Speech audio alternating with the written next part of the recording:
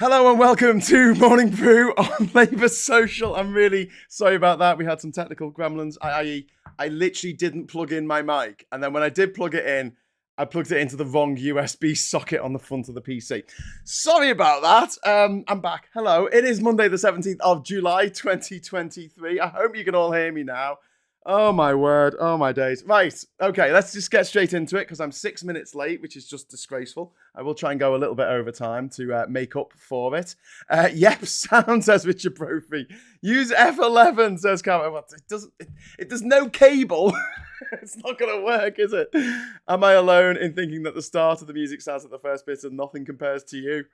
It's just free library music that we use. So if anyone wants to compose some music for the intros of our shows, I'm quite willing to use your music, and I'll pay you in exposure. Exposure. You know what? Like people die of exposure. Anyway, morning round two, and we've got Blase, we've got Darren in the chat, which is cool. Right.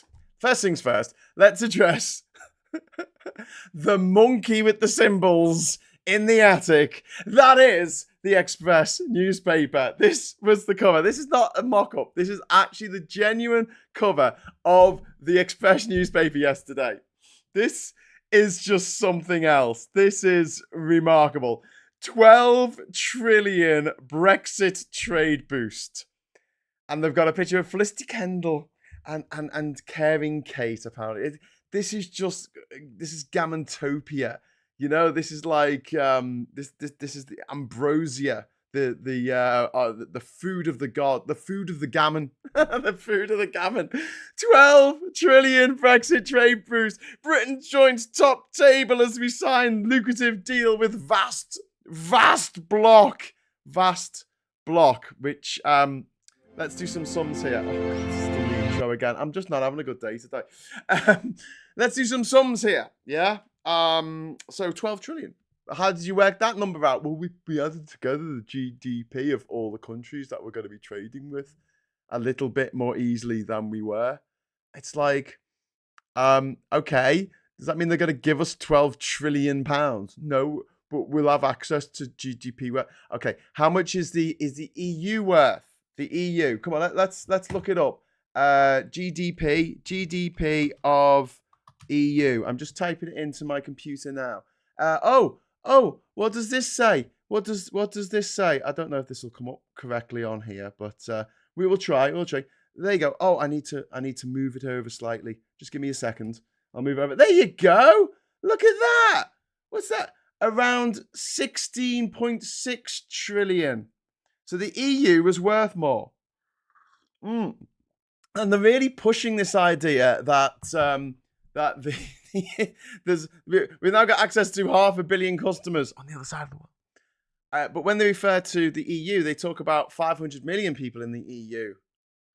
Yes, because there's 500 million in the EU as well. So basically, they're celebrating this trade deal by trying to get their idiot readers to believe that. Sorry, James just saying this show is a Monday model. Oh, Monday morning will be fine. Sorry, I'm just laughing to myself. I love it when I have technical problems in the morning.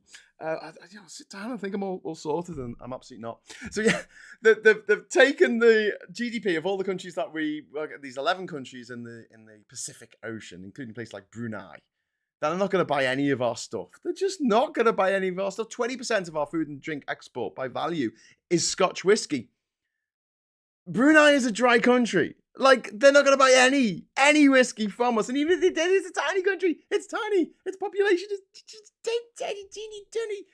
And it's like, I don't know, trying to explain to someone that a trade deal with Vietnam isn't that beneficial to us because, let's face it, geography.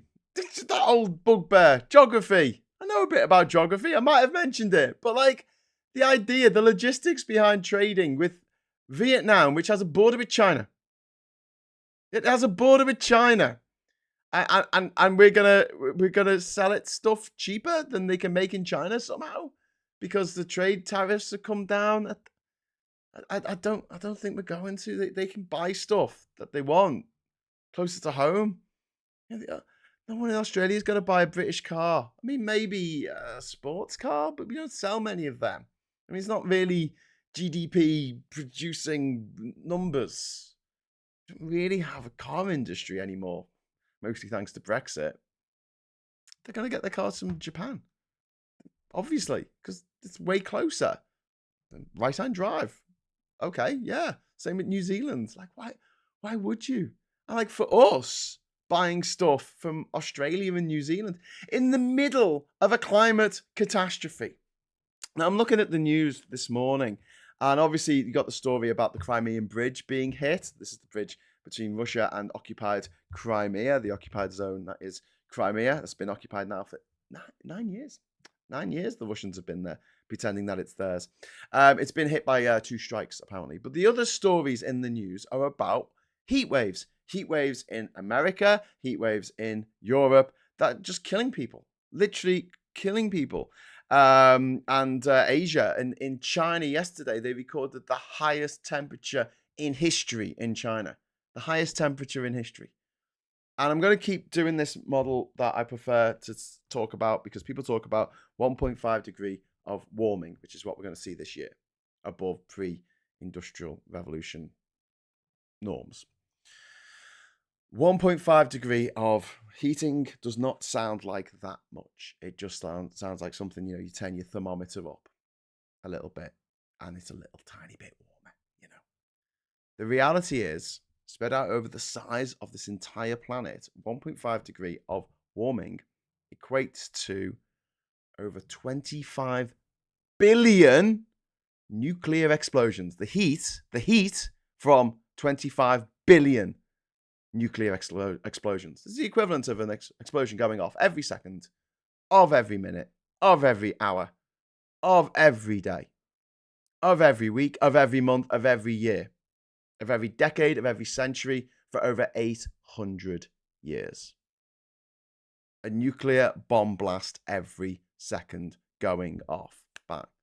It's like the old joke, isn't it? Every time I click my fingers, a nuclear bomb goes off. Well, stop clicking your fingers then.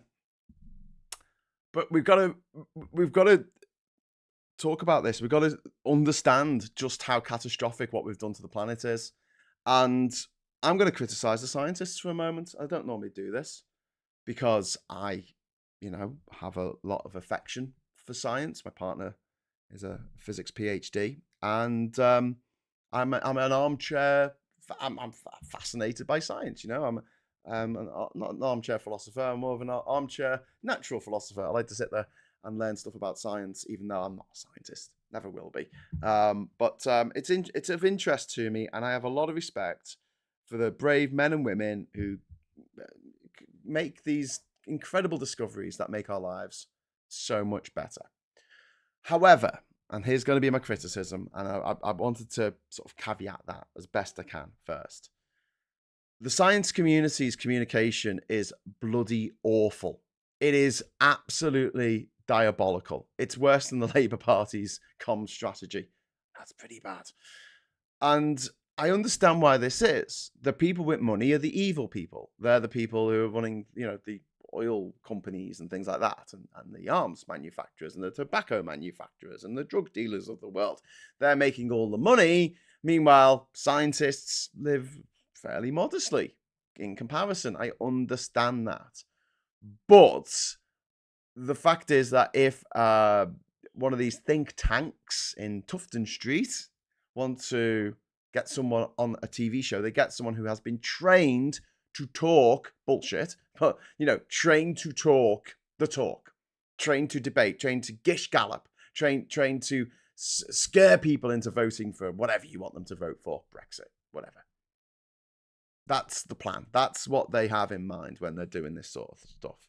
Whereas the scientific community can't find someone who can talk the talk and go on TV, who knows the stuff but can explain it in a way that scares the living bejesus out of people, because that's what we need to happen. Because nothing's going to happen unless you explain to them that for every part per million of CO2 and methane and HO2, is it? What's the one that comes from air conditioners? Air conditioning, which is even worse, like H3O or something. All of those things, right, in the atmosphere, every time they increase, so does the likelihood of you, your children, and your grandchildren dying violent deaths. That's it. It's a 1-to-1 almost, going up in statistical likelihood. And it's not, correlation's not causation. No, this is exactly going to be causation, because what you're going to see is less space to live for humans, less space to grow food for humans. At the moment, we can make food enough for 10 billion people. There's only 8 billion people on the planet, so we're okay for the moment, right? But those areas start disappearing, those habitable areas start disappearing, those arable areas start disappearing. It's not going to make the northern tundras of Canada suddenly fertile, because the soil quality is really bad. And they're still going to have really insanely cold winters, no matter what you do. You have more extreme cold and more extreme heat, which isn't great for growing stuff all year round. So we've got this big problem, because people will move. People will leave where they are because they don't want to die, and they don't want their kids to die. And once you have 1 billion people on the move in the world, and billions of people saying, oh no, I'm fine, I don't want other people coming here, we've got our own problems, which, to be fair, by then we will have, you have a recipe for violence on a global scale. I mean, that's above a biblical scale, by the way, because the Bible only covers a small part of the world. Global's a lot bigger. Biblical warming sounds a lot more sort of terrifying than global warming, but it's the same thing, really, at the end of the day. So scientists, in my opinion, right, when you got these scientists who worked at the universities, they shouldn't have gone on TV. And I know, come on, Graham, let's be reasonable. They know what they know the details. Yes, they do. But communication is key here. And I feel like they should have said to other people in the university who might have been really good at public speaking, here you go, here's your notes. I want you to go on TV and scare the shit out of people with these notes, please. Thank you very much. And let the professionals do it, or people who are good at that kind of thing do it. Because every time they go on these BBC shows or Murdoch shows or Rothermere newspapers or anything like that, the debate is always framed as this boffin. It's a boffin. Look, look at that boffin saying boffiny things. And they'll be asked a scientific question by the person who's paid by the IEA or the anti-growth coalition or whoever it is from Tufton Street, the anti-growth for other people, for the small people coalition. And they will be demolished because they will be asked a question and they'll answer it correctly. They'll say, oh, so can you say for sure that these heat waves are caused by global warming? And they'll say, well, we can't say anything for certain. No, stop. You've ruined it now. Just don't say that.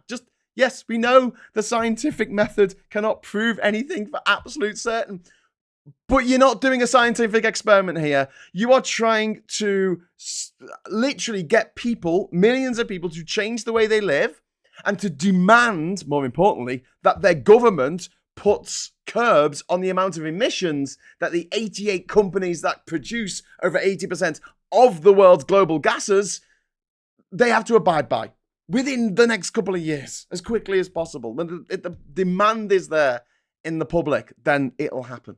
If you build it, they will come. If you explain how bad the situation is in clear and precise terminology, then things will happen. But the scientific community, for whatever reason, hasn't done that. They've sent out someone who's a bit socially awkward, maybe, and not that great at debating, to go on TV, and they get absolutely mullered every time by a climate change denier who goes, oh, I don't think it really exists, because they don't have to prove anything. All they're saying is their opinion. So you're not arguing the facts. You're arguing against someone's stupid opinion who shouldn't even be allowed on the TV because their opinion is objectively wrong.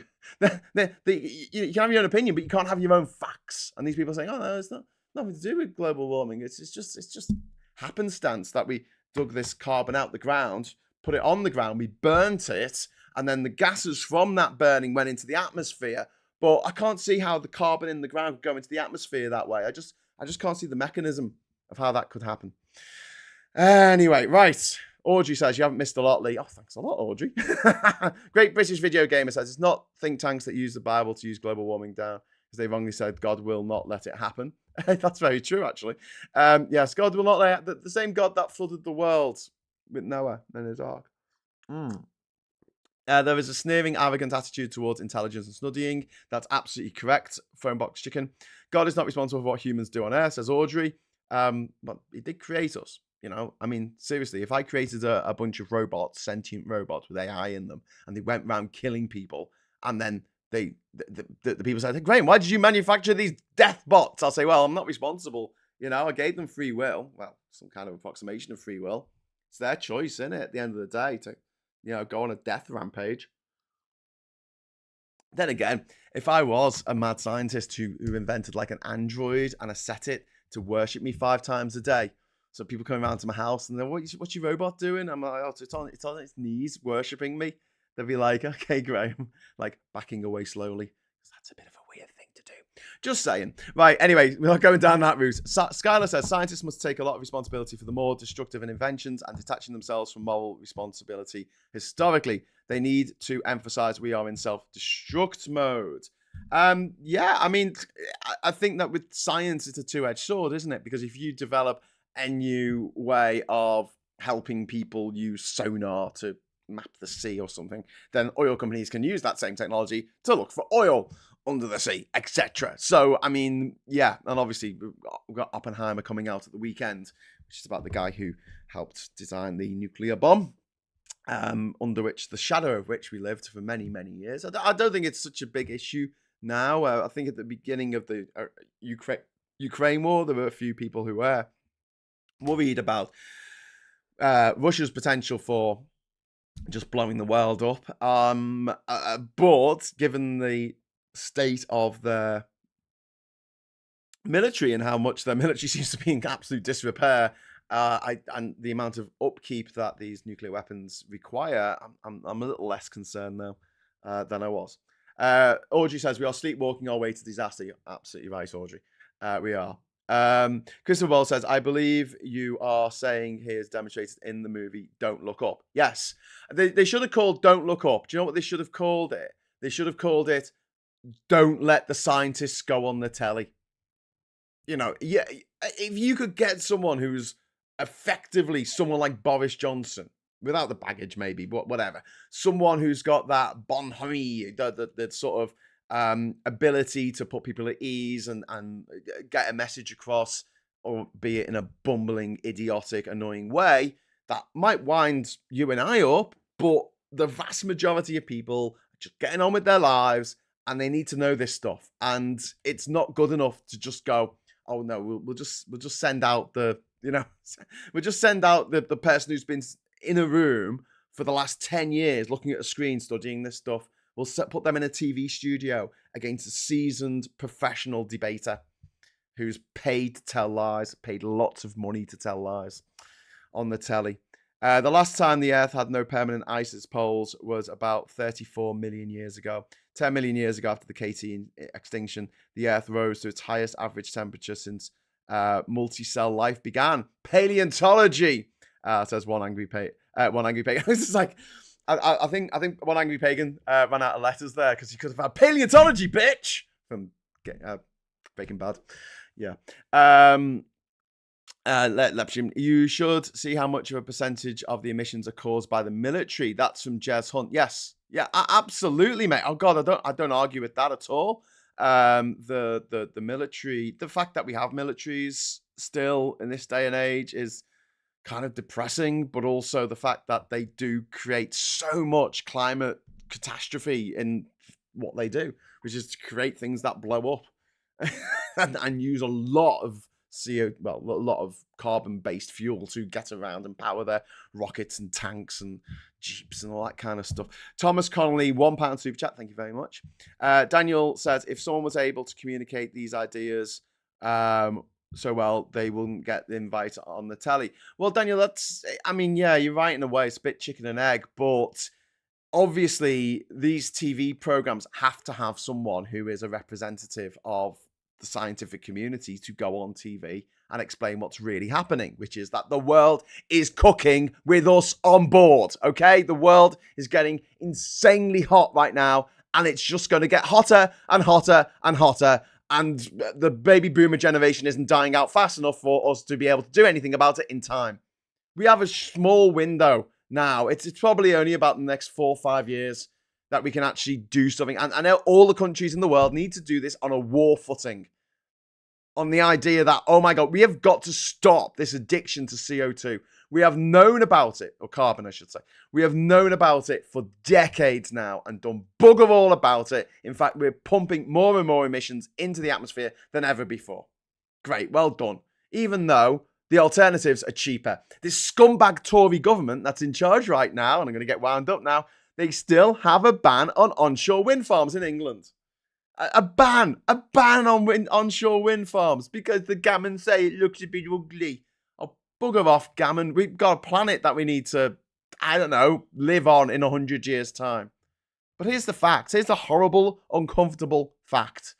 The way things are going, this island Earth is going to have vast areas that are going to be absolutely uninhabitable by the end of the century.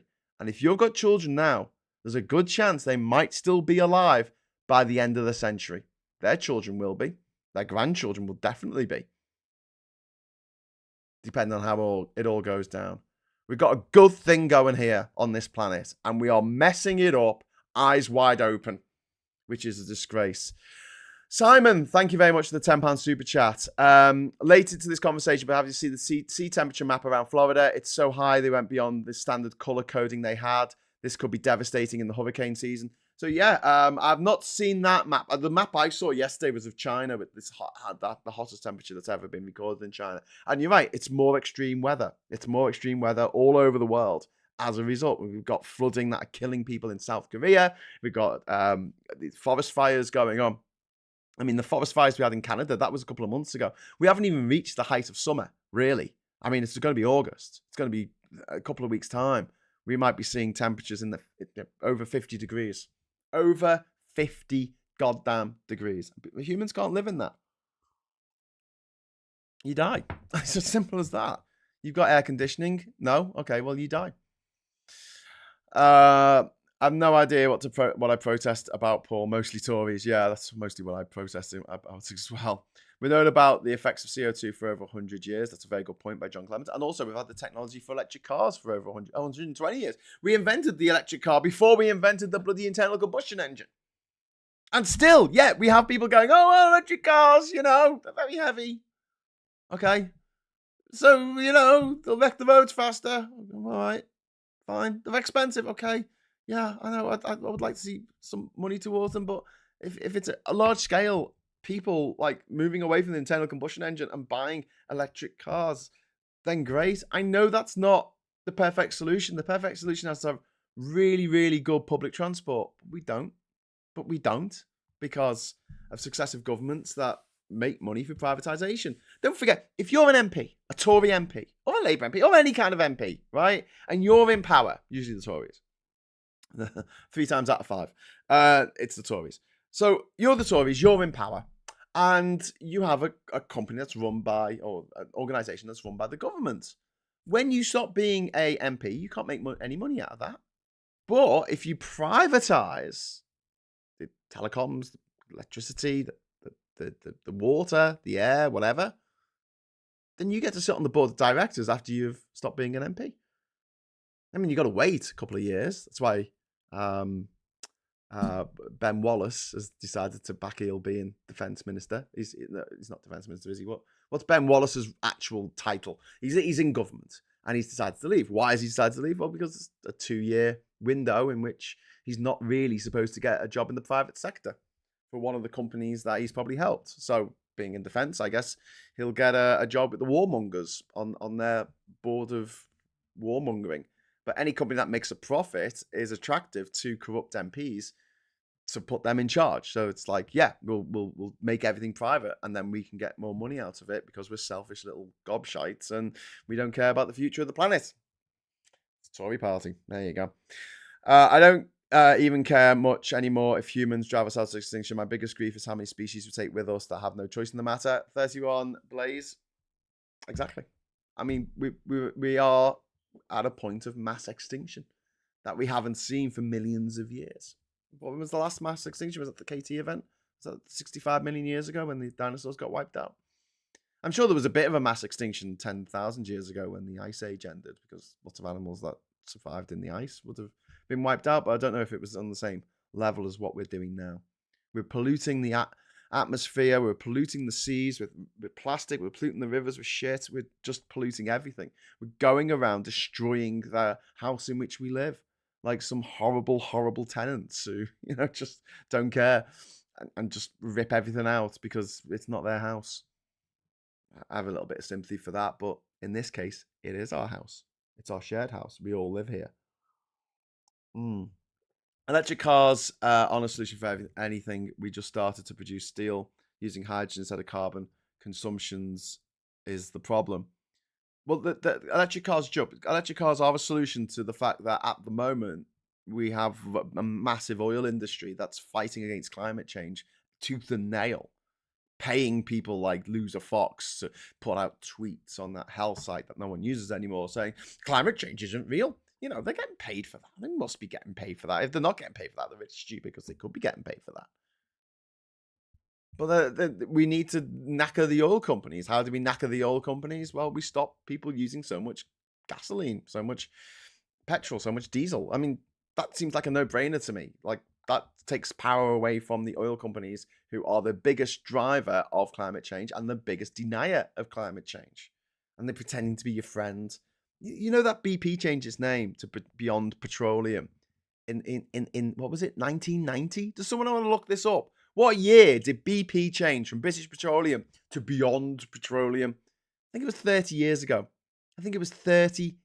And what have they done? Nothing. All they've done is paid their trust and street cronies to go on TV and say climate change isn't real. Or people are getting upset. Calm down, dear. It's nothing to get worried about. Last year in Europe, thousands of people died from the heat. This year, thousands of people are going to die from the heat. All over the world. And we've done this. This is our responsibility. And we need to do something about it. So, to borrow a line off James O'Brien, don't let the perfect be the enemy of the good. Electric cars are a better way of getting around than internal combustion engines. They just are. And they're less damaging to the environment. Substantially less damaging to the environment. You go, but you have to make them. Yeah, but you have to make cars as well. And something like an internal combustion engine has 197 moving parts in it or something. It's like they're quite complex. Whereas, maybe not moving parts, but parts. Whereas an electric motor, by comparison, is pretty straightforward. That was the exact wrong word I didn't want. You can make hydrogen with electricity. You have peak renewable energy that you cannot use. You can turn it into hydrogen. Germany is already putting hydrogen in their gas. Well, yeah, if you got some leftover renewable energy, then fine. But otherwise, I feel like hydrogen's a bit of it. We've discussed this before I started doing Labour Social a few times. I think I've got my personal sort of about hydrogen. It always seems 10 years away, and I don't understand. Like we're not going to have hydrogen cars. We're just not. It's ridiculous. You've got to freeze it basically to transport it anywhere, and the energy required to freeze it and you put it in your gas tank, put it in your car's petrol tank. It's just not going to happen. Did you hear Starmer on BBC yesterday pushing for electric steel furnaces? I didn't see that, but that'll be good news for everyone. But also, I think it was One Angry Pagan. Were you talking about this? Oh no, it wasn't One Angry Pagan. It was Bowler Hatman.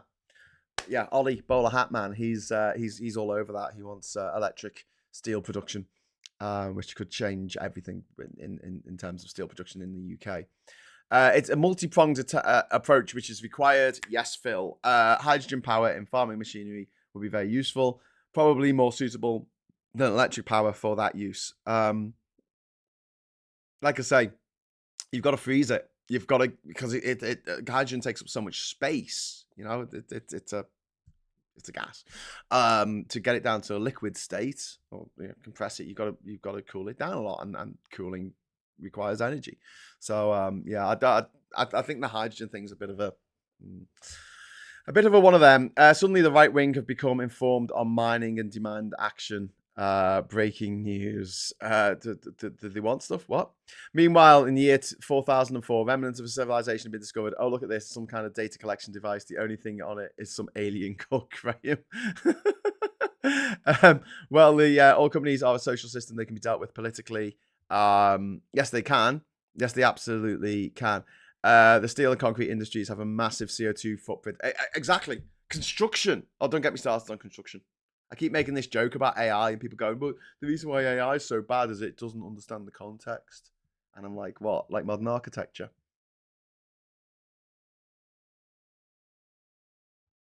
That usually silences the room. Apologies to any modern architects in the chat. Just saying, like, context is everything. Christopher Bowles, JAXA, the Japanese Space Agency, are trying to get to the moon for generation of energy. Solar electricity transmitted from the moon is their top plan. Hydrogen from the poles is their backup. What?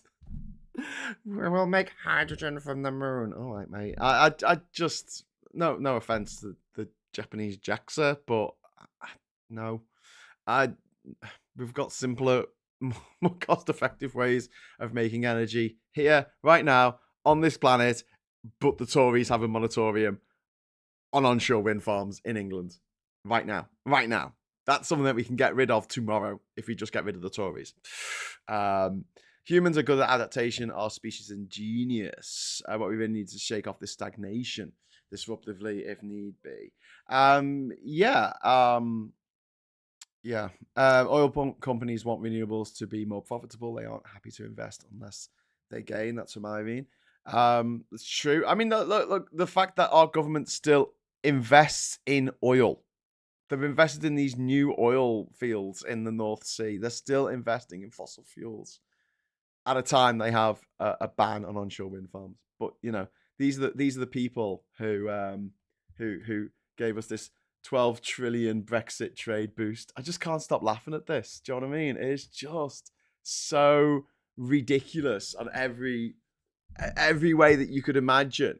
It's like saying, this was the example I think Edwin Hayward gave us. He's like, I've got £1 million in my bank account and I buy something and someone trades with me and buys something for £1. And then they say that deal was worth £1,000,001. And it's like, no, the deal was worth £1. It doesn't matter how much money they had in the bank. If someone comes into your shop to buy a Twix and they've got £1 million in the bank, it doesn't affect how much money you get for the Twix when they buy the Twix. I mean, I'm going to do another video, I think, later today on this 12 trillion Brexit trade boost. I know Phil did a video on it yesterday. It's painful. It's painful. These are the mugs. These are the mugs that we have to live with, abide by, have to put up with, I should say. I would like to see if there's talking of mugs. I've managed to finally get around to updating my Spring account for Labour Social. So if you want, I'll put the link in the chat. I think I want. There should be mugs underneath me here, but I'm having a look on the page and there isn't. I'll get that sorted. I will. But yes, there's one that says, I voted for Brexit because I'm a mug. It's not for you. It's for a present for someone who did vote for Brexit. Great deal. 1% in 10 years. So it's 1.7 billion spread out over 10 years, or 0.08% of our GDP. 50 times less than the loss that we took from leaving the EU. Yeah, I think I'll do a whole video about this. But before I go, and I've gone on a bit longer because obviously we had a few technical problems at the beginning. I forgot the cable. I forgot. I was using it for something else, which I shouldn't do. I should have my own cables for each thing. Should have its own cable. But before I go, I'm thinking of doing a series on here on Labour Social, like a civics thing, where it's just like short videos about different facets of British politics and why we do things the way we do. Just like little short learners. I know probably most of the people watching this, it's not going to really be maybe your cup of tea, but I'm sure you've got someone in your life who doesn't know that much about politics, but would like to know more, or should be more informed before they vote in the next election about like what's it all about. What is the House of Lords? What is the House of Commons? What do they do? How do they get elected? How does it all work? So I'm thinking of doing a series on Labour Social about that, like Civic. So if anyone thinks that's a good idea, let me know in the chat. If you think it's a terrible idea, let me know in the chat. But it's something that I was pondering on the way home today from the school run. Paul Ewan says, but if the hydrogen was made using solar stroke wind, surely we should use every stopgap while the boffins sort out how to reverse the damage we've caused. I know, Paul, but the thing is that the energy transfer doesn't work. I mean, you are better off using electric power if you've got too much of it, to pump water up a hill. And then when you don't have enough power because it's dark and the wind isn't winding, the wind isn't blowing, you can have that be released through sluice gates and driving a turbine, which creates more electricity at night time. It's a simple, effective way of dealing with the problem of you get a lot of load during the daytime, obviously with solar panels, and you get nothing at night. David Faulkner, 18 Hong Kong dollars super chat. Thank you so much, sir. You are a legend. Daily Blase saying, have a fantastic day, everyone, and take care. And thank you all for inviting me on Labour Social. You're very welcome. Graham, my mum was really proud. Oh, Daily Blase. Oh, okay. You are very, very welcome. Let's do that again. Maybe not this weekend because I'm away, but I might be doing a Labour Social, special Labour Social from Cheshire. Not with Russ, unfortunately, in Cheshire, which would be good. A lot of people are put off by the word politics, says Bernie. Yes, civic lessons in government and politics is a very good idea. That's from Skylar. Thanks, because I mean, we don't really get this in school. We discussed this, haven't we, with me and Phil? We're saying we don't really get taught the way things work very much in school. You get taught religious education, though, which just blows my mind. It's just bizarre. Like, we went to see my younger stepdaughter's work this week, last week, sorry, and she had like a book for maths and a book for English and a book for science, and we're going through them. It was really interesting. And then she had a book for religion. Like, why are they wasting time? I'm sorry, I'm gonna sound awful here, but seriously, why are we teaching kids like about fairy stories from the Bronze Age when people couldn't read or write, and they went, how did we get here? Oh, an invisible space wizard with infinite power made everything. We didn't know nothing back then. Why are we teaching the kids what people used to believe in the Bronze Age? It just, I mean, if you want to learn that at home or go to a church or Sunday school and learn it, fine. But in a school in Britain in 2023, it just seems like a bit of a waste of time to me. Anyway, give us a shout if you're in the area. That's some Lee Corn there. Am I doing the JOB Discord stream or ye, Graham? One Angry Pagan, if you could do that, if you could set that up now, that would be brilliant. So if anyone watching this wants to head over to the Labour Social Discord channel, I'm going over there now with One Angry Pagan. We're going to be having our daily listen along to Oh, he's off. He's off. He's not on. He's gone on holiday. One Angry Pagan, abandon ship.